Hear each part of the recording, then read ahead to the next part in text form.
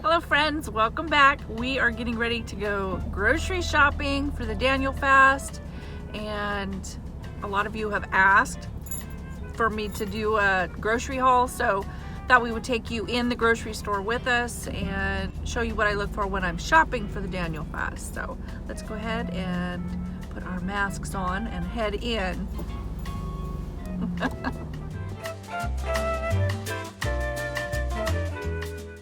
Okay, here we are in the produce section, and honestly, this is where the majority of my shopping is going to be done. So what I generally do is I make a meal plan, breakfast, lunch, and dinner, and I write down recipes that I know we like or we will like in that meal plan, and I shop for those recipes. So I'm not going to wander around the grocery store blind buying things and just figuring out meals later.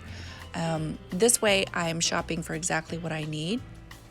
As far as what kind of vegetables and fruit I'm buying, I'm not the kind of person that feels that organic is the only way to go. I know a lot of people buy just organic vegetables, and that's a personal preference, but I just don't feel that it's necessary. I'm going to go with what's the better price and spend the extra money on certain areas that I know I pretty much have to do. And by that I mean certain vegan items that are a little bit more expensive, like the vegan mayonnaise, the vegan cheese. If I buy some type of vegan meat or faux meat, those things are just going to cost a little bit more, and that's okay. I'm not going to spend the money on just organic fruits or vegetables when I just don't feel like it's necessary. Now, everybody is different. I know a lot of people in the Daniel fast will buy only organic because they want everything to feel very clean. So if that's you, by all means, buy what you feel is necessary. So you've seen me just grab some mustard there. I'm actually going to get a couple of different kinds because I'm going to be using it for a condiment, and I'm also going to be using it for like salad dressings and dips and things. So I don't want to get bored with the same one. I would suggest that in your fruits and vegetables to try some new things. It's a good time to try new things. I'm not going to skip the frozen food aisle. I am going to skip the unhealthy foods, but I'm definitely going to look in the vegan area and the healthy food area.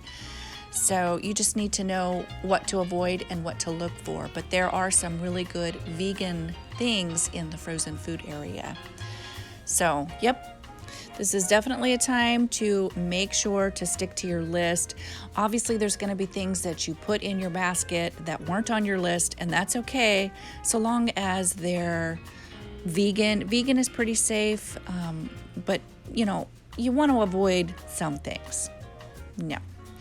So I'm going to be checking labels on everything. And for me, it's sugar content.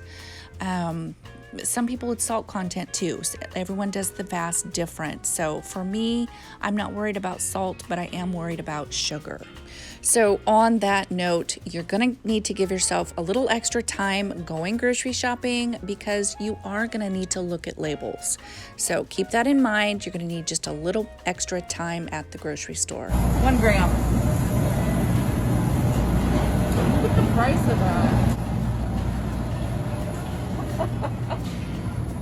Should we get it or no? My Lord. Well, look at the calories for 2 tablespoons. You don't need a lot of peanut butter anyway because of the calories. Okay, so this peanut butter is a good example of why I don't buy everything organic and save it for, certain things like this peanut butter. $10.97 a jar for peanut butter is a lot, and it's the Maranatha brand. It's all organic. It had 1 gram of sugar. So, these are things that you need to keep in mind. You may have to buy a really expensive brand of peanut butter, But if you're not buying the organic canned beans or fruits or vegetables, then you're going to save yourself at least a little bit at the register, because, you know, it all adds up, and especially when you're buying extras that are a little bit more expensive, that's a little way to save. Okay guys, let's go ahead and go through everything. I'm going to show you everything I got and why I chose it. Start right here. So it doesn't have any sugar. It's not made with flour. It has no flour. It's made with sprouts. So this is an acceptable bread. It is kind of expensive, and so I use it sparingly on the Daniel fast, and it has no preservatives in it. It's all natural. So I allow whole wheat tortillas and also like veggie, like spinach or tomato. Generally I don't use anything with white flour in it. So I've also gotten some fresh strawberries. I have frozen in my freezer, and we've gotten a bag of almonds for my husband to snack on, because he goes to work every day and needs protein to keep going. And I do have other nuts in the pantry as well. So we've also got some pine nuts. These are good on salads and stuff. And I just wanted to try these. So I always get seaweed because I have a recipe for like a faux tuna salad. My husband likes it, but after like the first time of eating it, he's done. But I wanted to try this because it's wasabi. So I just wanted to try it. This was like 74 cents at Walmart. I've got 3 packages of firm tofu. So what I've got as far as all of my groceries doesn't mean that this is the only groceries I'll buy. Within 3 weeks, I might use up my tofu and want to get more, but this is just what I'm starting with. This is a dairy-free cheese, and it's in the vegan section. I've gotten some red onions, and I already have yellow onions, so that's why I got some red. I've gotten some lemons, some limes, some Granny Smith apples. I got a cantaloupe and a seedless watermelon and a couple of heads of lettuce. I got some yellow bananas, like ripe bananas, and some green ones to ripen up as we go. We might want smoothies or something. So I got some ginger root and tomatoes and some celery. So I already have some of this stuff, but I know I'll be going through a lot of it. So I got some baby carrots. Like, this is one of those things I already have some, but I eat a lot of baby carrots and I use it in vegetable soups and stuff too. So I've got a couple of pineapples and some mini peppers. Those are good for like snacking.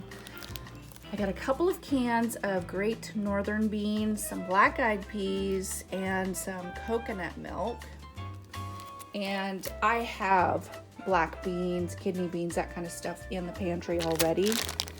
I got some oranges, some parsley, pomegranate, a couple of green peppers, some cilantro. I got a couple packages, couple of things of cilantro because I go through a lot of it during the Daniel fast. A little bag of mixed peppers, a couple of packs of pre-sliced mushrooms, some kale, some broccoli, and a big bag of avocados. Let's go ahead to the other side here. I got some green grapes and some red grapes, some roasted red pepper hummus, and some roasted garlic hummus, some gala apples, and some baby spinach. I got a bag of pinto beans and some green split peas, some 15 bean soup. It's just a mixed bag of beans. It just really looked good. So I'm not sure exactly what I'm gonna do with it, but obviously I'm gonna make a soup. I got some natural brown rice and some liquid aminos, some hot sauce my husband picked out, I got some extra virgin olive oil, some rice vinegar, some apple cider vinegar. My husband likes Mrs. Renfro's ghost pepper salsa. I got some natural Maranatha almond butter. So when choosing peanut butter or almond butter or any kind, you just want to make sure the amount of sugar is very low. I allow up to 3 grams or less. That is 1 gram.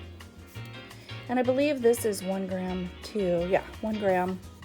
This is the powdered almond butter. Never tried it before, but we'll give it a shot. Some yellow mustard, some stone ground mustard, some vegan mayonnaise.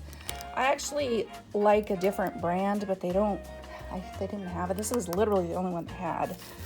I got some Better Than Bouillon, and it's the vegetable base. I love this stuff. Some veggie burgers. I like the Boca ones. They've got a good texture to them. Some cucumbers, and I got a bag of potatoes. So the reason I chose this bag is because those are some good sized potatoes in there. Sometimes we have them as full meals with, maybe chili on it.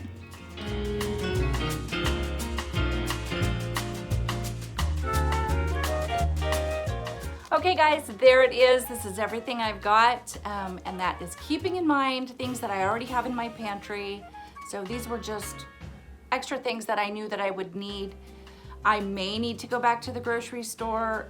That's the only thing with produce. You're going back to the grocery store because you eaten your 2 heads of lettuce in the first week, or whatever. I look forward to sharing a couple of new recipes with you guys. I love that so many of you that had never tried the Daniel fast before has done the fast with me the last couple of years, and that just makes me so happy that you're growing closer to the Lord, and that's the point of the fast, growing closer to the Lord. So I will be maybe sharing some short little Bible lessons with you. I know some of you really like those, and maybe what I'm reading, what I'm focusing on during the Daniel fast. Like I've said in past videos, the fast is most comparable, or how I like to compare it is giving your first fruits to the Lord as far as your time, the beginning of the year. You're sacrificing it for the Lord, sacrificing some of your favorite foods for answered prayers. Focus on that more than what you're eating. Yes, we are sacrificing dairy and breads and meats and all those things, especially sugar. That's a big one. We're sacrificing those things for answered prayers, but don't feel like if you slipped up that it's over, you blew it. Don't feel like that. Please don't feel like that. Just put it behind you and keep going. I found it ironic. My pastor preached this morning, because it's Sunday, the obedience of the 3 wise men traveling during the day, sleeping in a tent, having to reset it up at night, and not having the comforts of home, basically traveling and obeying God. And that has always, I found it very ironic that that's what he preached on, because we're getting ready to do the Daniel fast, and I always feel like obedience is better than sacrifice. The obedience of doing the fast for the purpose of prayers being answered, for the purpose of getting closer to the Lord and giving Him the first of your year. Obedience is better than sacrifice. So the obedience of actually doing the fast and sticking with it versus what you're sacrificing. Yes, we want to stick to it, but everyone does it a little bit different. So don't get hung up on that. Just keep pressing in. If you did the fast for, let's say, 3 days last year, go for 4 or 5 days, maybe go for 10 days. So some people only do it for 10 days. So that's not as important as the fact that you're doing it. So anyway, I've rambled on here, shared my thoughts with you. I look forward to starting the fast with you. And I'll be starting it on the 1st of the year. So anyway, I will see you guys in the upcoming new year. And until then, I hope you're having a great day. I hope the Lord blesses you. And we'll see you guys in the new year. Bye-bye for now.